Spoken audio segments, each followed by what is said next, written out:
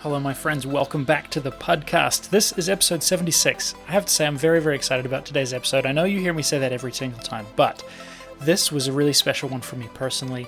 My guest is Jonathan Martin.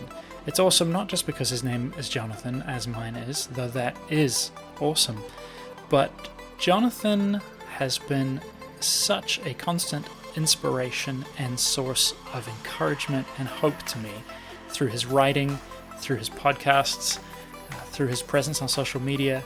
Yeah, this has been one of the most wonderful friendship encounter conversations that I've had.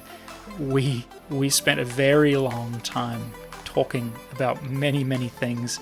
We only recorded about half an hour of it because the rest of it was not really appropriate for public consumption. It was two guys who've shared some similar paths, connecting at a deep heart level. So I'm so thankful for Jonathan. I commend him to you in every way. Check the show notes for links to his podcast, the Zeitcast, if by somehow you haven't already been listening to it. You can find him at jonathanmartinwords.com. There's links to his books there. And honestly believe Jonathan Martin is embodying the tools and values and suffering and so on that I would say really is exactly what the next stage of Christian life needs to look like, especially in the West.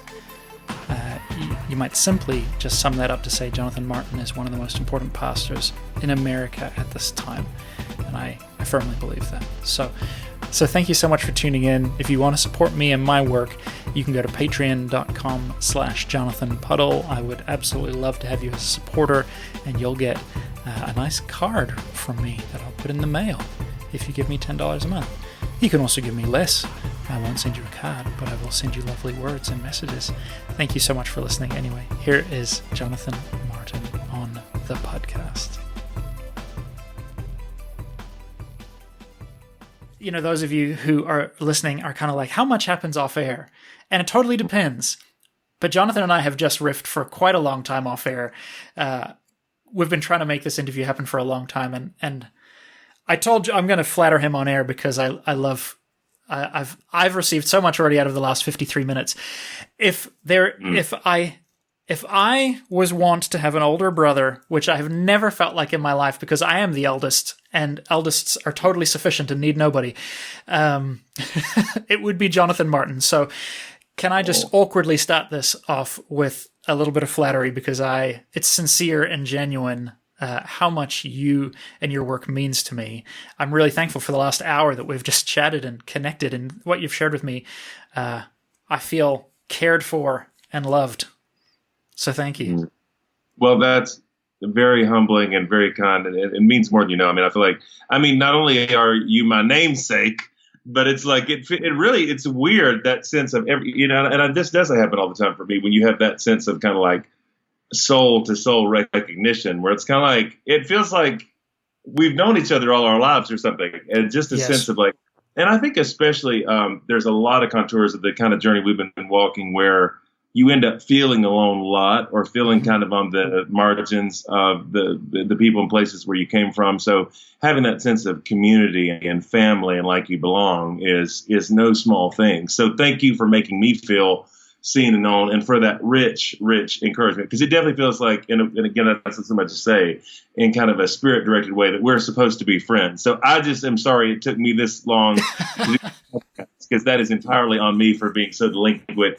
And it's more about my lack of admin than anything. So, well, that's all good. That's all good. It doesn't need to be forgiven, but either way, it's done. I'd love to. Obviously, you and I have both been having really present moment conversations with people and putting out resources to support folks as we're in this crisis of fear and death. And I feel like there's been a trajectory as we get our feet underneath us, and then it's like, okay, you know what? We're actually not the first people in the world to suffer. Right. Okay, actually, there's a lot of history behind us that we can turn to. I would love to roll the clock back a year or more, and however this lands for you. Because like as you just said, I have felt like we've been following a similar path and for quite a while.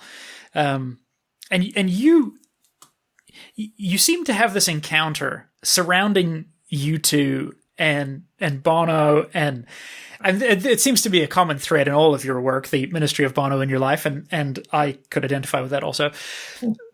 But I remember you put out something like a year or more ago when you were, I think, in Ireland, and you were just kind of like, Spirit is stirring. I feel a shift. I feel like there's work to be done. Mm.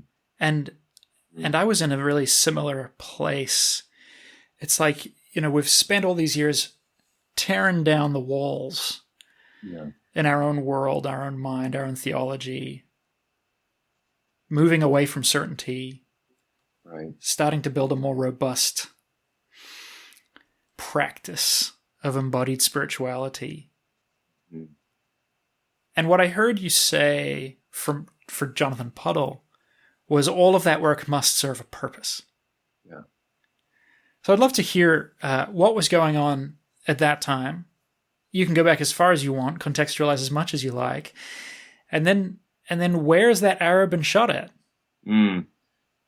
Such a great question. And I'm glad you brought that up. I wonder if in some ways if there's not a way in which I need to sort of revisit some of that, even for the sake of my own soul, because it felt like it was everything God does in our lives. The seasons aren't always going to be clearly marked, and I know that things can be just really ambiguous and gray for a long time. But that was one of those rare times where it felt like I just there was sort of a radical shift. I'd gone to Ireland. That would be November, not of last year, but the year before. So I guess that's 2018. And being the massive U2 fan that I am, U2 was playing 4 shows in Dublin, the end of the tour. I went to every show by myself. And I found just enough kind of speaking stuff to do to essentially like pay my way to get there. Not to make any money or anything, not trying to, but just enough to like get myself there. And it felt like I was something I was supposed to do. I had been living in Nashville for a short season, only ended up being there for about 10 months, which is a good time. But it felt like, I'd been on this whole journey. And of course, the Shipwreck book came out in 2016. And I don't know. I think I thought I was kind of living into the new thing. I think I thought that's what I was doing. And there was just this really singular moment. I think it was the second night of U2 shows I went to where the band's playing a great song of Octane Baby called Who's Gonna Ride Your Wild Horses, which is a great song, but never one that's like connected to me, like kind of on a spiritual level. I just think it sounds cool. But it gets the point in the song where Bono's singing, don't turn around again, don't turn around and don't look back. And I just was so overcome by this sense of the presence of God. I just started weeping. I was just, and it felt like so directed. And it's like in that moment, I was able to see that a lot of what I had been living, not that it wasn't good or helpful or important, but was still being directed one way or another by the past. The past was still looming over everything.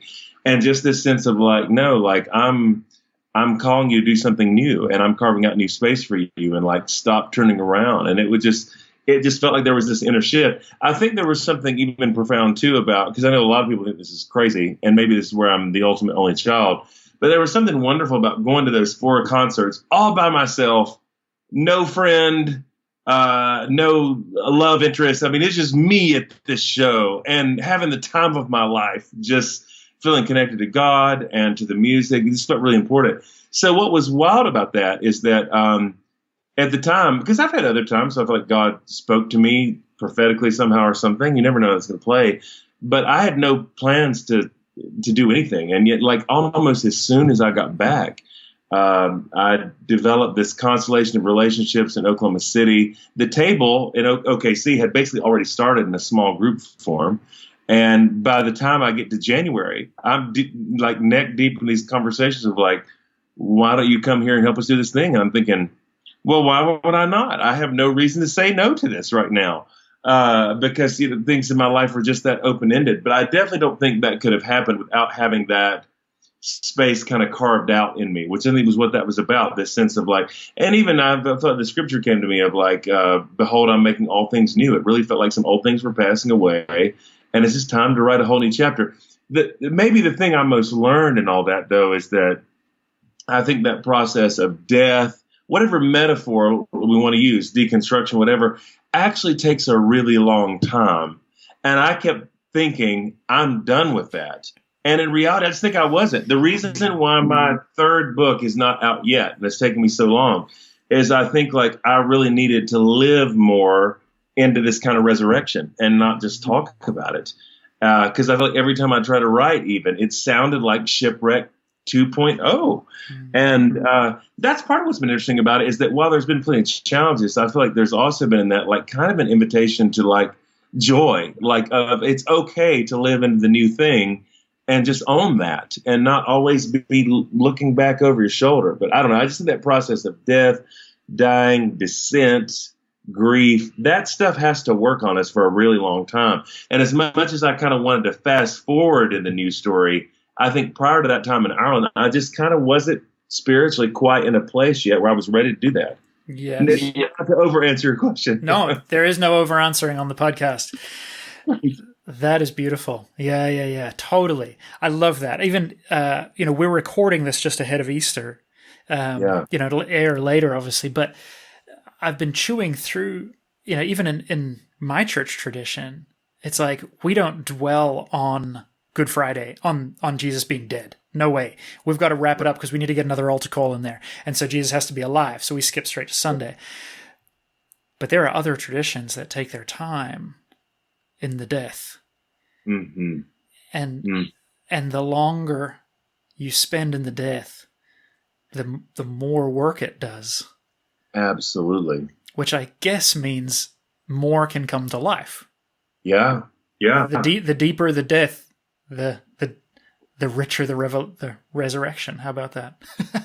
Oh, that's so good. That's so good. Because I think what happens is that the things in us that are dead, that reaches into a lot of different spaces. And I think, it's easy to think at the time that maybe God just wants to do sort of a superficial restoration. There's nothing wrong if that happens. But I know, like in my life, I feel like at this point, it wasn't about some kind of superficial restoration. This was more like, no, this is taking the old thing out and replacing it with something entirely new. And I just think that takes a really long time. And it is hard to sit in the grief and not try to, and especially for somebody like me who, at least part of my living is as a writer, you kind of want to write your way out of it, like almost script a story, a redemption story that just kind of feels good to me. And I think I think in real life, the process of going through the descent, the grief, and the dying is a lot wilder than that. Like you don't get to dictate it. You don't get well, I'll die today.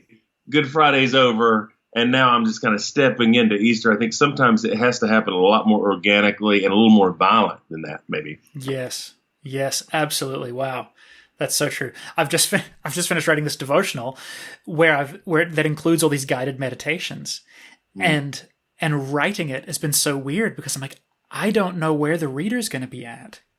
Yeah, and I don't know if I can rush them on, or if they need to hang back and wait. I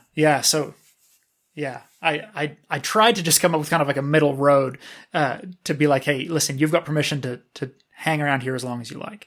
But yeah, that's real.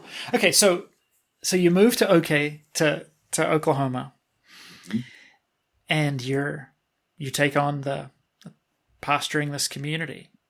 What's just for those of us who don't get to see the lived reality? What's it like? What are your gatherings like? How many people? What do you do? What kind of liturgy have you created? Describe it to us. Well, it's interesting because it's, on the one hand, I think it's very unsexy and not glamorous insofar that we've never had more than 100 people. I mean, we're a community of probably, maybe all told, if everybody's there, it's 70 or 80-ish kind of people. And, to be something that's not glamorous, it's so wonderful. I think the the multi-ethnic character of it, the fact that I'm kind of, as I like to half jokingly say, but it's so true, these badass women of God and women of color who I'm in leadership with, and it's very shared in that way. It right now is still basically a labor of love for us, but gosh, it's just been really, really sweet. I mean, on the one hand, it's like part of what I love about it is that, and I'm not against any kind of institutional expression, but I feel like right now it still is pretty simple. A lot of the folks who are in leadership at the table are already doing really extraordinary work in the city, so we haven't had a sense that we need to reinvent all that, but more like want to just connect people with these good things that the Spirit's already doing.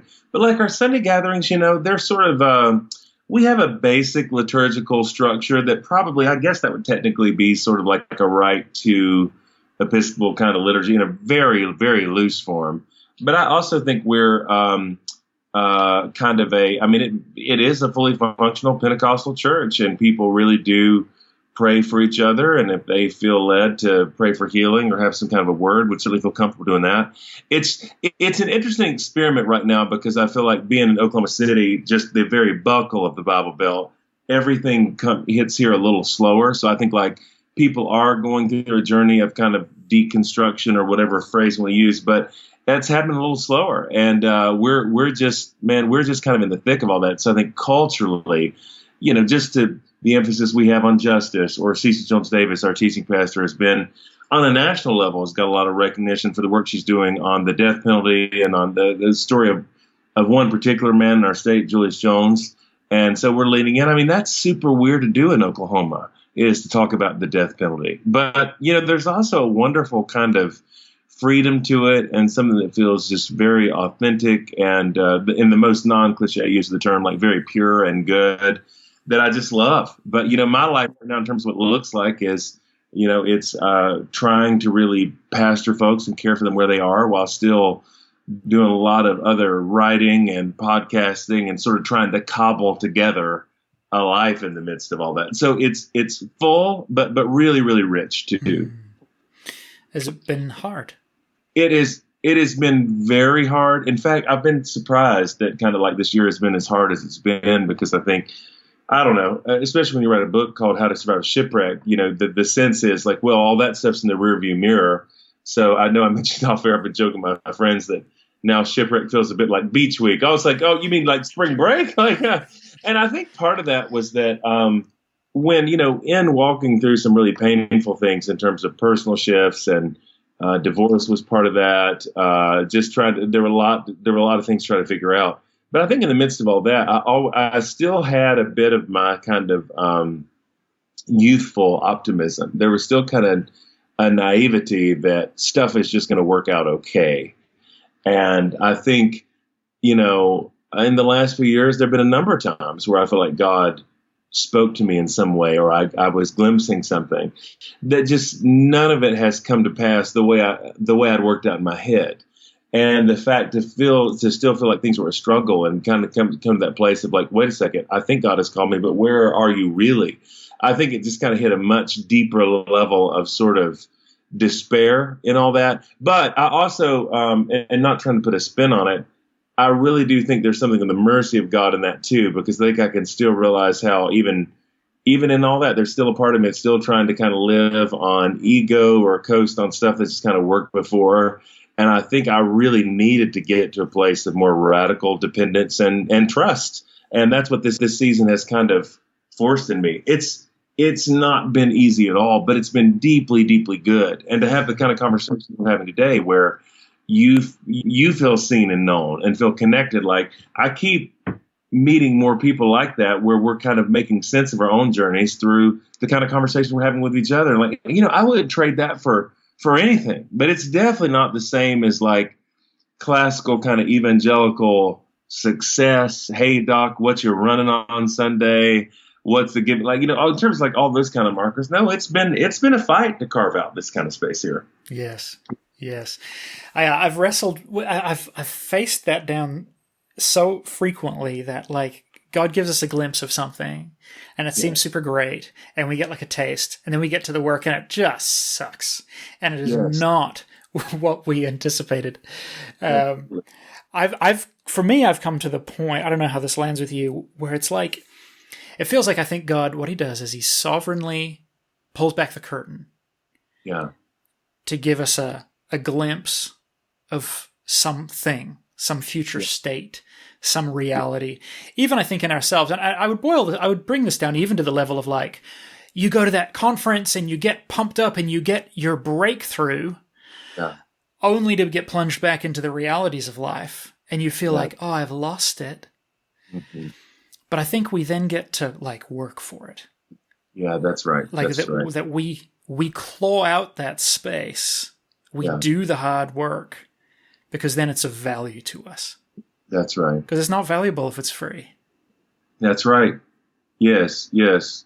And it doesn't negate the authenticity of those experiences. I think so often when I've had that happen to me, my first thought is, well, that must have just been in my head. Nothing really happened.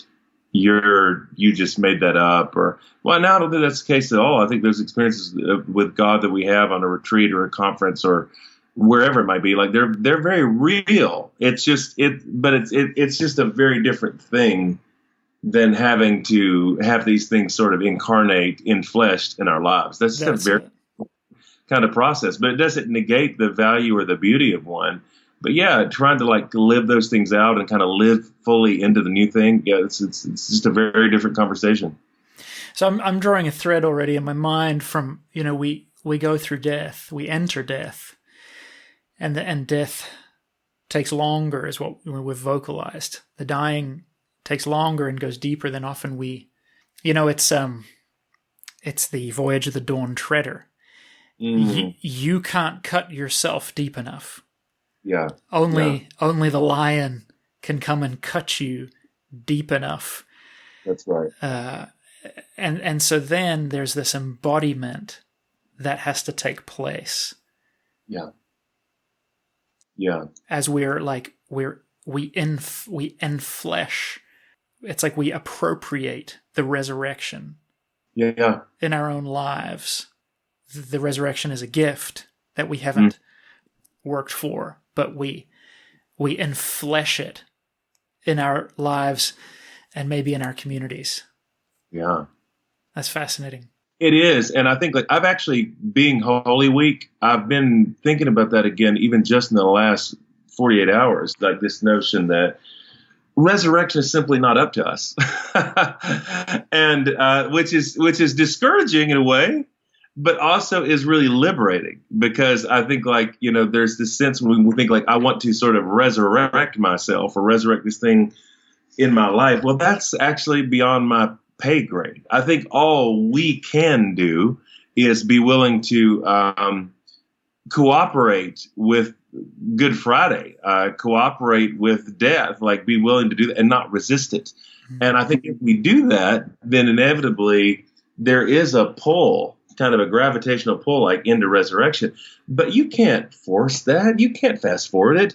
And reading more books or, I don't know, going to more small group gatherings or whatever, even good practices we do, doesn't necessarily make that happen any faster. So I feel like for me, it's been this delicate journey I still think we kind of have to participate in it, but participation looks a lot more like letting this happen to me and letting it happen all the way down, being willing to, I think of Nouwen's language that way, kind of drinking the cup all the way down. That's all I can do, because in terms of resurrecting stuff, coming back to life on the other side of death, I can't manufacture any of that. Yeah, seriously. But would you if you could? I've got these people in my community that I would really love to kill and resurrect. Yes, that would be great if I could just do that to those people right now. Right. How's your community dealing with COVID and with lockdowns and this cultural moment? Here's the thing. I feel like it's my default on anything, because it's sincere to be more self-deprecating, whatever. But I tell you, in terms of our community, I feel like our community is shockingly strong right now. And I think it's just because the core of what we've been building there is so relational. Part of what's been very sweet for me is feeling like, I'm not having to manage it for people to kind of hold together, because I think there's been a little bit of trying to facilitate that through, some of it's through Slack. Obviously, a lot's happening like through the internet right now, but it's been very moving to me the way our folks are kind of holding together, kind of in the midst of all this. It's almost like, for all the disadvantages and challenges of doing some of the way that we've done it, because sometimes I feel like in terms of like anything like church planning, none of how we do anything is smart. None of it is like pragmatically probably like seems great. But I feel like we're built for a moment like this because the relationships are real. And now, of course, people are really struggling. Like so many people in our community already have been laid off or lost their jobs. But I feel like even in that, it's kind of nice that we don't have some big institutional structure, because we are able to facilitate is, okay, well, let's have real honest communication with each other about what our needs are, and seeing the way that people are coming to help each other in that without there being some real institutional process or system to any of that has been really, really beautiful. So I actually think like under the circumstances, like the community is actually doing really great. It's being exactly what it's called to be, I think. My grandfather, this just comes to mind, he was like charismatic in like the 60s, like way ahead of the curve, and got kicked out of a bunch of churches. And then basically started doing kind of like lived community with a bunch of like-minded believers. And they bought a bunch of land and had their own homes, but like on a larger shared property. But on his deathbed, he and I spent like the last 7 days together, and it was really powerful and rich. One of the things he said to me, because he'd been then later in his later years wrestling with institutional church and how we do it. And he'd been a lay minister and been involved in all these different kinds of contexts. And he started reading some of the house church books later in his life, and kind of like Pagan Christianity, Frank Viola, kind of redoing some of that. And he said to me, I think what we did wrong out here in this community experiment was that we all kept going to church and our churches, and we never were forced to find something new relationally with one another. And I don't say that to be any kind of slight on the church communities that they were a part of, but it was, his kind of looking back at the end. I don't think we dug as deep as we could have, because we didn't have to. And that's just what's going through my head right now. Like, we have been forced here to dig deep. Yeah. And to figure some things out. And maybe this is the cut of the lion, when we haven't been able to cut ourselves as a church community deep enough. We know that we're the priesthood of believers. We know that we don't need to be pastor-centric, that we have all this stuff. But I'm watching it, stuff I've preached on and stuff we wish that our community embodied, but that just didn't have to. Yeah. Suddenly have to. Yeah. I think that's so important. And as much as I don't want to gloss over, of course, the amount of real suffering, pain, trauma people are experiencing, either absolutely, who are infected with COVID-19 or the economic devastation, like all that. I'm not, again, never trying to just put a smiley face on something. But I tell you what it makes me think of, even that language of how it's forcing us to do this, because it's forcing us.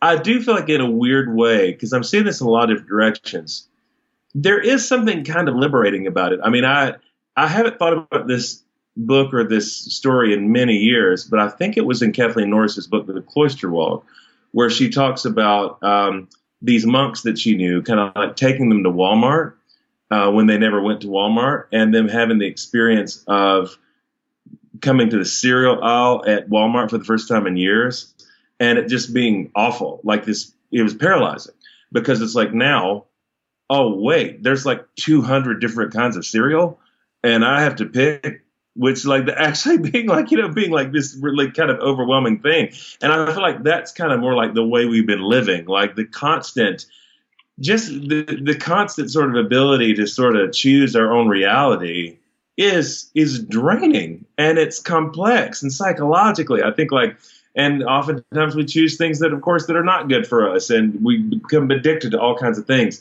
So I think there is kind of a weird grace in sort of being forced. Right now, there are not infinite options, and people are being forced to have certain kind of face-to-face conversations they wouldn't have had anymore. And people are forced into a kind of solitude, in some cases physically, that doesn't come easily or natively to almost any of us. And yet we are being forced to find some of the treasures in that. So I don't know. I think like there is kind of a weird grace sometimes into being backed into a corner and not really having options. I think there is a weird grace at work at that. Yeah.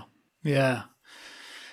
And as you said, Lord, let the grace not run out. Like, let it be in our finances and let it be in our families. Yeah. This morning I was just like, God, I am running on empty. Yeah. I've done all my practices. I've done everything I know how to do to be on top. And I'm on the bottom today. And I'm just like, God, we need that grace in every sphere. Right. That's right. Yeah. No, I feel that. And I think being able to acknowledge that when the days are, when it's not working and you're exhausted and out of it, I think that's important to be able to say. And I've had a number of days like that too, but it just, I don't know. I think like even in that, kind of getting to the end of our own resources in that way gives us the opportunity to discover things about God and ourselves and maybe even the people around us that we wouldn't otherwise discover. Is what grace can come when we're at the end of our resources. So again, not like to make that just cheery or something, because it is hard. And I think sometimes like, oh, gracious, like I just think as much as anybody else right now, I'm thinking even short term, like, man, how is this going to work even a month from now, 2 months from now? Can we sustain this? Like all those kind of questions are pressing, but it's like there's something about that fundamental simplicity where you realize, okay, well, I may lose this, and this, but maybe I don't need as much as I thought I needed in order to still function, and this crisis right now is such a great equalizer. I keep thinking about, there've been a number of conversations like this, but for me, my favorite juxtaposition was this. I'd gone to our local 7-Eleven and a guy there at a gas station, and a guy there in his probably mid-20s has visited the table a couple of times. And he said, like, man, Jonathan, I'm just so grateful right now that I have job security. Like, I know that I'm going to be all right kind of during this.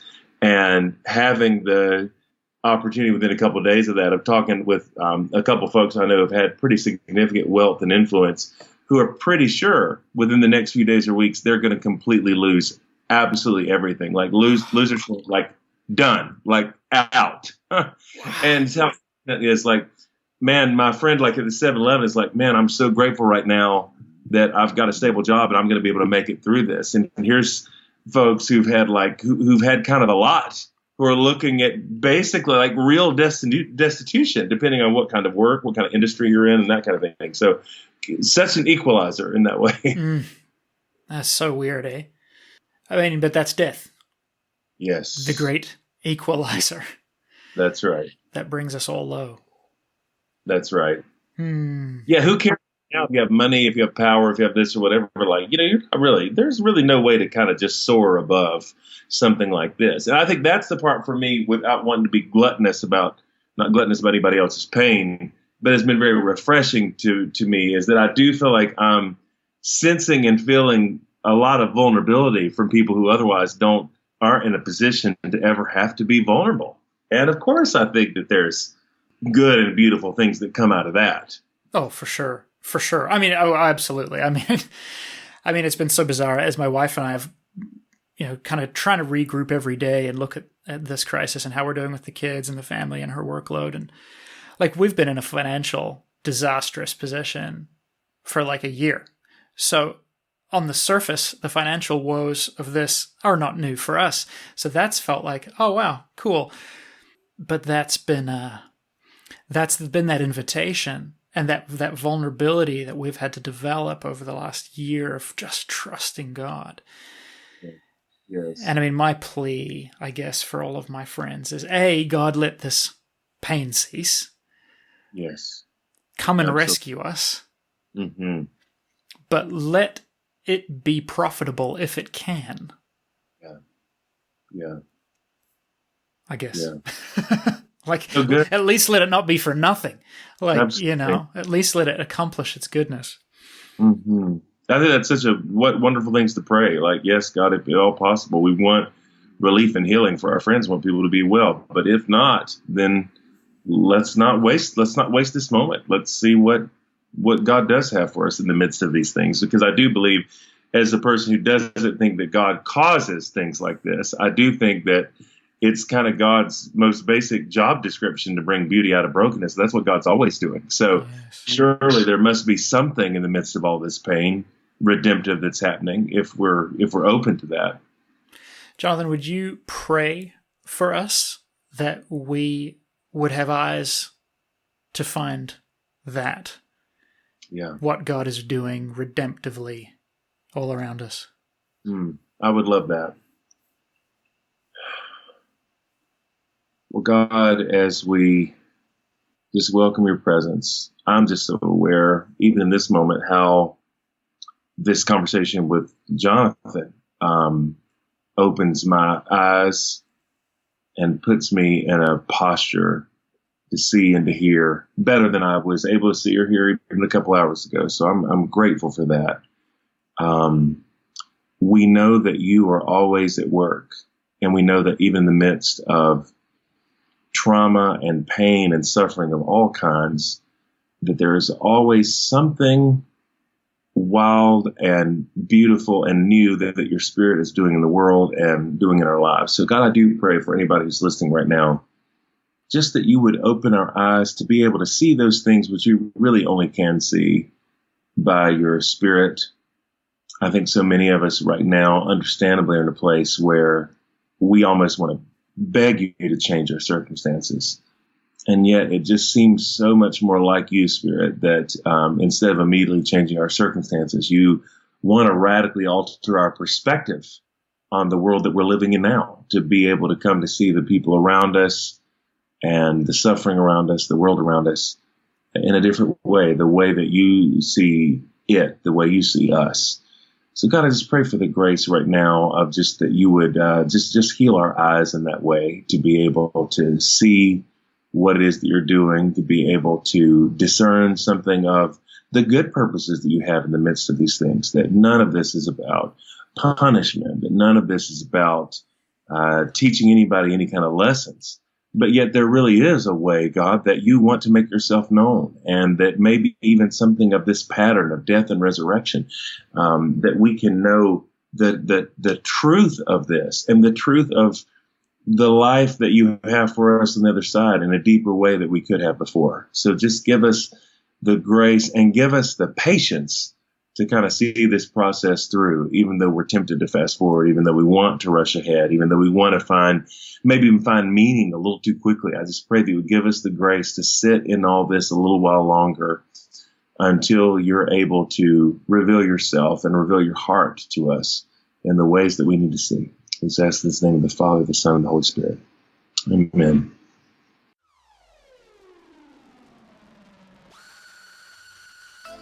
And that was the one and only Jonathan Martin.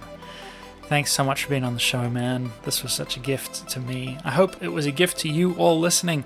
Make sure you go and check out the Zeitcast. Make sure you go to patreon.com/Zeitcast if you want to support Jonathan and the work he's doing. It is well worth your investment. And go and grab his books, How to Survive a Shipwreck and Prototype. I mean, obviously he has this beautiful, deep, rich voice, but his prose is at least as beautiful and deep as his voice. It reverberates just like his voice does. So go and get his books. Make sure to follow him on social media, and I will see you all next week.